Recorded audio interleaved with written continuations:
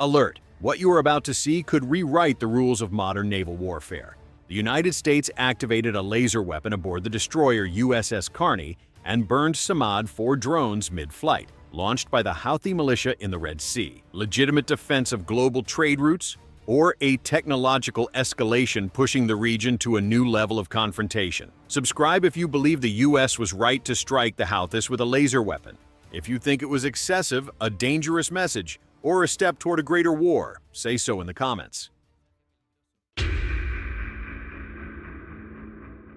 1603 local time, Western Red Sea. A U.S. Air Force MQ-9 Reaper flies a surveillance pattern over maritime routes off Yemen, remotely controlled from Djibouti. The objective: intelligence, surveillance, and reconnaissance (ISR) in response to Houthi militia activity threatening global trade. Altitude: approximately 25,000 feet. EO/IR cameras and synthetic aperture radar monitor surface and coastline. Everything appears stable, but Houthi teams near Al Hudaydah are silently tracking the Reaper and preparing a response. On the table, a long-range Samad-4 drone linked to Iranian design. Estimated range: approximately 2,200 kilometers, warhead approximately 18 kilograms, lightweight fuselage, and low profile enabling sea skimming or low-altitude strikes against naval or land targets. The Reaper detects activity. Its AN/ALR-69 radar warning receiver picks up unusual emissions approximately 180 kilometers away. On the ground, Houthis launch the Samad-4. The drone climbs, heads to the sea, and accelerates. Estimated 220 kilometers per hour toward the U.S. drone. Initial countermeasure: the MQ-9 commands its AN/ALE-47 system to release 10 MJU-60/B infrared flares, creating a approximately 350 square meter thermal cloud to decoy. The attacker corrects course and continues, risk level rising. At approximately 90 kilometers offshore, the USS Carney, DDG-64, an Arleigh Burke-class destroyer, is on station. Its Combat Information Center receives the alert, and the commander authorizes use of the HELIOS, high-energy laser with integrated optical dazzler, and surveillance, high-energy laser, installed aboard for operational evaluation. Reasoning: protect the ISR asset, deny the enemy a propaganda win, and demonstrate capability. A missile interceptor would work, but consumes expensive inventory. The laser offers minimal cost per shot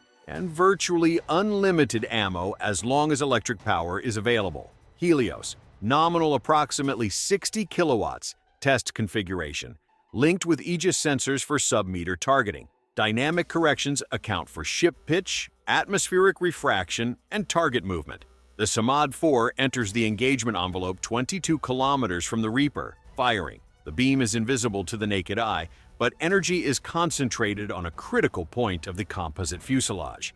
After approximately 3 seconds of dwell time, temperature exceeds the structural threshold, approximately 1,200 degrees Celsius. Electronics and control fail.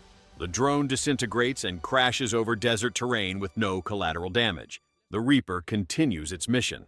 Just 25 minutes later, a second launch detected from the Thais area approximately 140 kilometers south. Ultra-low profile to blend with maritime clutter. Carney's sensors track it anyway. A Helios pulse at 18 kilometers burns it in seconds. Debris falls in wasteland. Third attempt, saturation tactic. 2 Samad-4s staggered. One sea skimming, one approximately 5,000 feet. Both detected approximately 30 kilometers out. 2-second illumination on the low one. Kill. Reassign approximately 4 seconds on the high one. Kill. Neither reaches U.S. forces. Fourth attack approximately 1 hour later. Variant with experimental reflective coating. Helios adjusts power/focus. Sustained approximately 5-second burst. Structure fails. Detonation at safe distance. Fifth launch from a mobile site north of Sana'a. New guidance package with frequency hopping and erratic trajectory to complicate fire solution. Tracking algorithms hold the spot. Approximately 6 seconds of continuous beam, and the drone breaks apart mid-flight. 5 confirmed intercepts. With immediate threat contained, CENTCOM fuses data. Reaper telemetry, high-res satellite feeds, RC-135 rivet joint signals, and other ISR assets. Result? Identification of a Houthi complex near Al Hudaydah used to store Samad-4 drones, Chinese-made C-802 anti-ship missiles, and assembly workshops. 0315 local time. USS Carney launches 6 Tomahawk Block 4 cruise missiles, warhead approximately 450 kilograms, GPS/INS guidance, range greater than 1,000 kilometers. Routes programmed with multiple waypoints to evade defenses. Meanwhile, from USS Dwight D. Eisenhower carrier, an FA-18EF Super Hornet package takes off with GBU-16 laser-guided bombs and lightning targeting pods. Tomahawk strike first, cracking bunkers and damaging infrastructure. FA-18S Lacey critical points and drop GBU-16S to finish. Post-strike imagery shows widespread destruction. Collapsed facilities, approximately 15 Samad-4 drones rendered unusable, several C-802 missiles destroyed or damaged, and assembly lines disabled. Intercepts suggest approximately 20 Houthi fighters/technicians neutralized.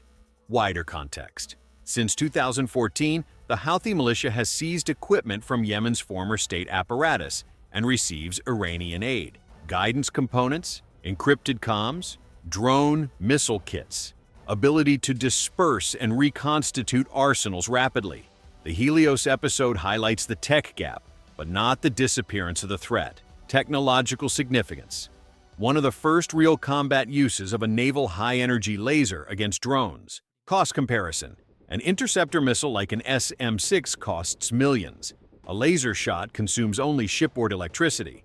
Advantage in countering cheap swarms, weather permitting. Limitations: atmospheric absorption, dust, salt spray, turbulence, and need to maintain beam on target for several seconds. Images of wrecked drones spread across social media minutes after. Short clips, grainy photos, live phone streams showing twisted debris on arid terrain. Local accounts claim wreckage hit a village and caused civilian casualties, though figures vary and remain unconfirmed. Regional hashtags surge. To counter the wave, the U.S. Department of Defense releases a data package. Before and after satellite imagery, geolocated coordinates, IR video of impact, and laser telemetry excerpts. Washington insists the shot occurred when the Houthi drone was already over an unpopulated, designated safe intercept zone. Cross-sensor verification, confirmation of no human thermal signatures, limited firing window, and trajectory analysis to minimize risk of debris striking civilian infrastructure or shipping lanes. They stress that a directed energy laser delivers pinpoint effect without explosive blast. Still, Tehran-aligned media amplify the Houthi version. TV reports show wreckage moved into populated areas, interviews with alleged witnesses, graphics placing impact inside a coastal community. Pro-Iran analysts question U.S. evidence custody and allege cover-up. Meanwhile, diplomatic forums, from UN corridors to technical tables at the Conference on Disarmament, begin calling for clarifications. Does this use of high-energy lasers count as immediate self-defense against a hostile drone? How is proportionality measured when the effect mechanism differs from conventional kinetic munitions? What notification transparency duties apply to states using directed energy weapons? The incident reopens a broader debate.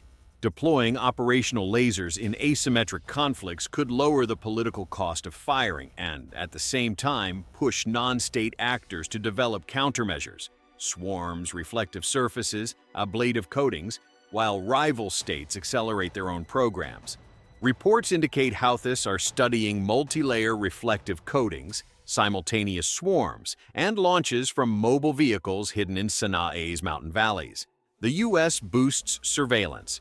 More MQ-9, P-8A Poseidon aircraft, wide-area IR sensors, persistent electronic monitoring, Eisenhower squadrons on quick reaction alert.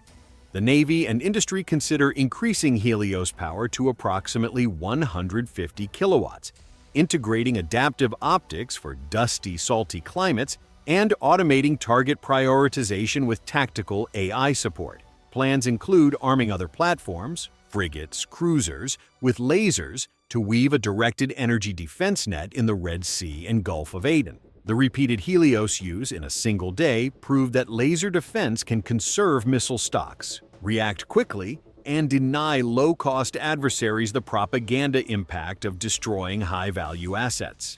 But the advantage is not permanent. Each innovation triggers enemy adaptation. Do you think naval lasers will replace part of traditional defenses or remain just a complement? Could the Houthis saturate them with cheap swarms? Leave your opinion in the comments. If you found this report useful, subscribe and activate notifications to follow the evolution of the Red Sea conflict and the development of directed energy weapons. Thanks for watching.